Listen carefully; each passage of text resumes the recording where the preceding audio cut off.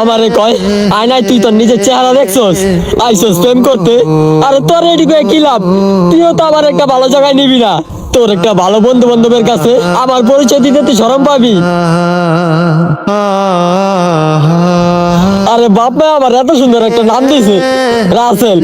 কিছু কিছু মানুষ আছে দূরের থেকে দেখলেই ডাক দিব, এই কাল্লু এদিকে আয়। আর এইসব কথা যদি শুনি কলজাটা ফাইটা যায়। আমার এই কলজাটা যদি আমি কাইটা কোনো সুস্থ মানুষে দেখাইতে পারতাম না, এরা সুস্থ মানুষগুলো অসুস্থ হয়ে পড়তো।